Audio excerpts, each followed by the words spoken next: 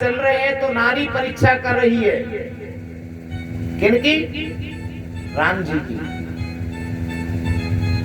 सबसे पहले कन्हैया जी की परीक्षा किसने ली? नारी ने। और राम जी की परीक्षा भी नारी ले रही है।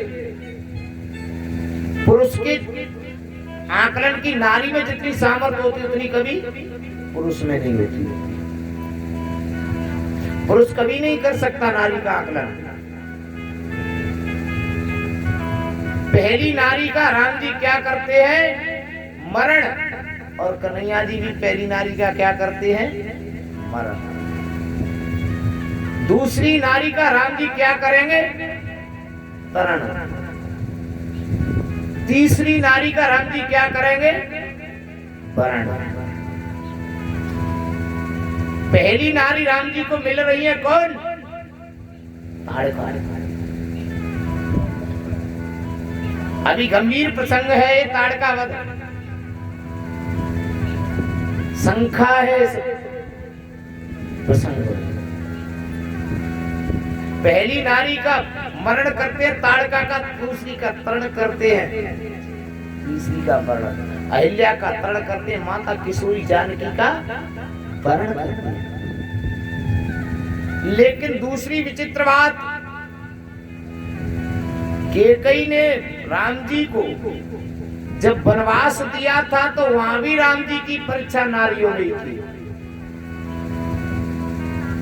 पहली नारी का राम जी क्या करते हैं? राम जी की क्या करती है? परीक्षा। दूसरी नारी राम जी की क्या करती है? समीक्षा। तीसरी नारी राम जी की क्या करती है? प्रतीक्षा। पुरुष कभी नारी का आकलन नहीं कर सकता, कभी भी कोशिश भी मत करना कि हमारी पत्नी कितनी गंभीर है, कभी सोच लेना भी मत। सत्य कह रहा हूं मैं, सोच के मत बैठ जाना कि हम कभी नारी की परीक्षा कर ले अपनी पत्नी की, और तुम परीक्षा ही में खो जाओगे। क्योंकि पुरुष में सामर्थ्य नहीं है नारी की परीक्षा करने की, लेकिन नारी में सामर्थ्य है पुरुष की परीक्षा करने की। जब कृष्ण जैसे त्रिलोकीनाथ की परीक्षा नारी से हो रही है, भगवान राम जैसे त्रिलोकीनाथ की परीक्षा ही नारी से हो रही है। विश्वामित्र के साथ जा रहे तब परीक्षा नारी कर रही है, वन को जा रहे तब नारी कर रही है। वन की ओर नारी पहली मिलती है राम जी को, जो परीक्षा करती है, और दूसरी नारी राम जी को मिलती है, वो राम जी की क्या करती है? समीक्षा। और तीसरी मिलती है वो राम जी से करती है प्रतीक्षा। पहली नारी राम जी को वनवास में मिलती है, सती माता परीक्षा करती है, दूसरी सुपर्णखा मिलती है, वो प्रतीक्षा करती है। तीसरी नारी राम जी को माता सबरी मिलती है। लेकिन और विचित्र घटना,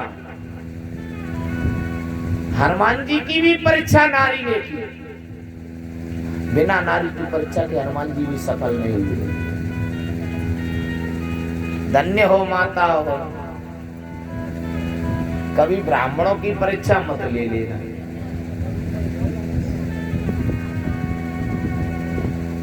त्रिलोकीनाथ को इन्होंने परीक्षा के बगैर नहीं छोड़ा, भगवान को परीक्षा के बगैर नहीं छोड़ा। अरे और तो और हनुमान जी को भी नहीं छोड़ा। हनुमान जी जब लंकापुरी में सीता माता की खोज के लिए गए तो वहां भी नारियों का ही सामना करना पड़ा। पहली नारी का सामना करते हैं कौन? हनुमान जी तो पहली नारी का समन करते हैं। दूसरी नारी हनुमान जी को मिलती है, उसका वमन करते हैं हनुमान जी। तीसरी नारी का दमन करते हैं हनुमान जी, और चौथी का चरणों में जाके नमन करते हैं हनुमान जी। पहली नारी हनुमान जी को मिलती है सुरसा जी। सुरसा जी का समन करते हैं हनुमान जी, समझाते कि मैया राम काज करिए हूं तुम पर बुद्धि निधान। मैं राम काज करूंगा ना, राम काज कर लेने दे बस मैं फिर आ जाऊंगा। भैया मेरी इतनी मान जो समझा रहे हैं। लेकिन दूसरी नारी का दमन करते हैं हनुमान जी, वो नारी कौन थी? सिंह का। तीसरी नारी का वमन करते हैं हनुमान जी, वो कौन थी? लंकिनी। और चौथी नारी का चरणों में नमन करते हैं, वो थी किशोरी माता। जब नारी की परीक्षा में पुरुष पुरुष तत्व हो जाता है तो नारी आदि शक्ति बन जाती है। जब नारी की परीक्षा में पुरुष सफल हो जाता है तो वो नारी आदि शक्ति बन जाती है और आदि शक्ति बनकर अष्टभुजी दुर्गा का रूप कहलाती है नारी। राम जी के सामने भी मैया जानकी परीक्षक बनी सफलता में, और हनुमान जी के सामने भी परीक्षा सफल कराने में माता जानकी मिली। अब ये पहली नारी की कथा सुने। गुरुदेव के साथ राम जी हैं, गुरुदेव के साथ राम जी हैं। ताड़ का वन से निकल करके जा रहे हैं तो भयंकर घनघोर आवाज हो रही। राम जी पूछने लगे, गुरु जी आवाज किसकी हो रही है? बोले राम, ये आवाज तुम्हारे ही खानदान की है। अब बताओ मैं क्या कह रहा हूं? राम कथा तो पहले भी तो सुनी होगी, क्योंकि राम कथा सुन तर कर तारी, अब कथा सुनर करतारी, अब कथा सुनर करतारी, राम कथा सुंदर करतारी।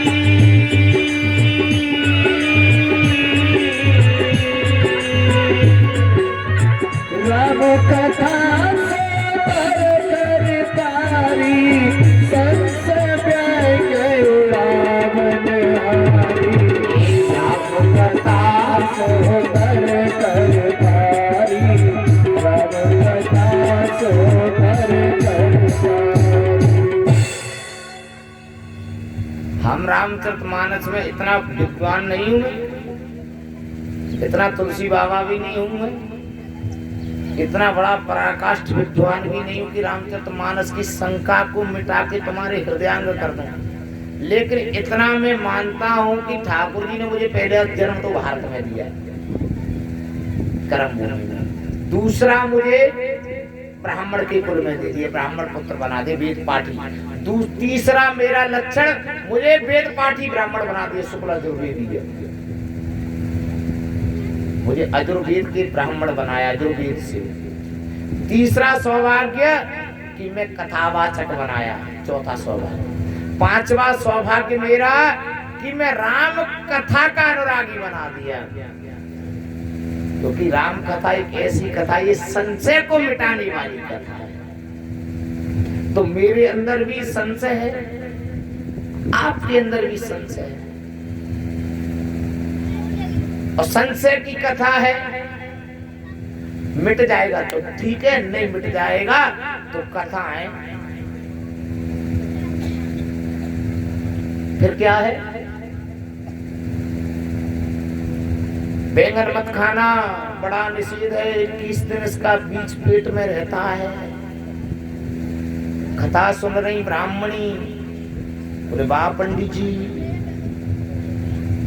घर आई ब्राह्मणी, खड़ी होके दे गई, फेंक आई घर से। कथा कह के ब्राह्मण देवता आए, क्यों देवी? कुछ भोजन बनाया? बोले महाराज भोजन तो बनाया लेकिन सब्जी नहीं बनाई। बोले सब्जी नहीं बनाई, फिर भोजन किससे किया जाए? बोले महाराज तुमने मना कर दिया कि बोले कथा में कि बैंगन नहीं खाने चाहिए, 30 दिन पेट में बीज रहता है। मैं तो वह बीज के चक्कर महाराज फेंक आई। अरे बोले बाबरी, तू एक बात बता, कथा सुन रही थी? बोले हमारा जब तो फेंक आई। बोले तेरे लिए थोड़ी कह रहा था, मैं तेरे लिए नहीं कह रहा था। बोले मैं तो औरों के लिए कह रहा था, क्योंकि परयुपदेश कुशल बहु तेरे। तो शंका मेरे भी है और शंका तुम्हारे लिए भी इस प्रसंग में। मैं इतना बड़ा वक्ता नहीं कि परोपदेश कुशल बहु तेरे, परोपदेश देके रामचरितमानस का मनन करना चाहिए।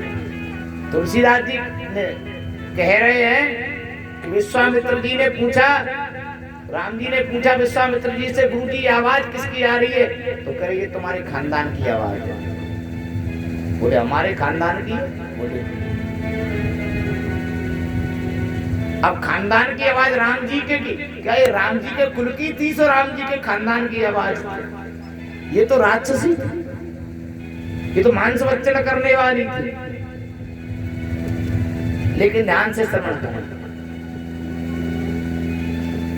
तुलसी बाबा कह रहे हैं